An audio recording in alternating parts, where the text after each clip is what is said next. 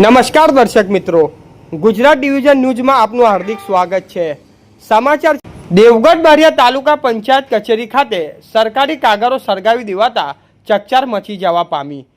જે તાલુકા પંચાયત કચેરી અગાઉ મનરેગા કૌભાંડમાં પણ સપડાઈ હતી તેના તો કાગળો ન હતા જેવા અનેક સવાલો।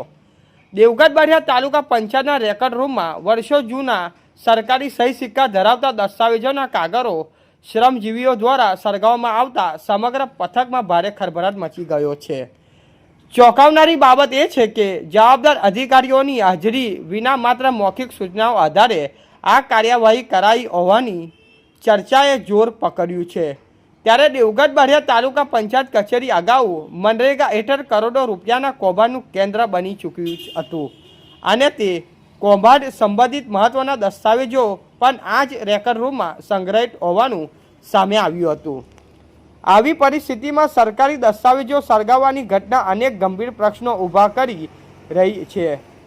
સ્થાનિક લોકો અને જાગૃત નાગરિકોમાં શંકા ઉઠી રહી છે કે સળગાવવામાં આવેલા કાગળો ખરેખર ઉધઈ લાગેલા અને બિનજરૂરી હતા કે પછી કોઈ મહત્વના પુરાવારૂપ અને પૂર્ણ દસ્તાવેજોના નાશ કરવામાં આવ્યો છે। આ સમગ્ર મામલે ઉચ્ચ સ્થાયી અને નિષ્પક્ષ તપાસ કરવાની ઉગ્ર માંગ ઉઠવા પામી છે।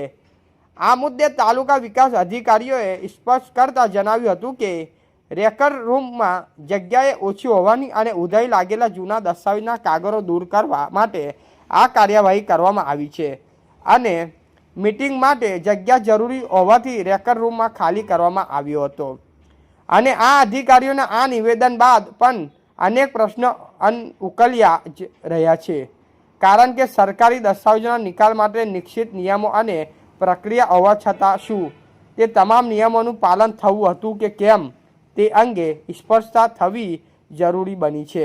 રિપોર્ટર વિપુલ કુમાર બારિયા, પીપલોદ। સમાચાર જોવા માટે ગુજરાત ડિવિઝન ન્યૂઝ ચેનલને like, share, subscribe, bell icon press button દબાવવાનું ના ભૂલશો। ધન્યવાદ।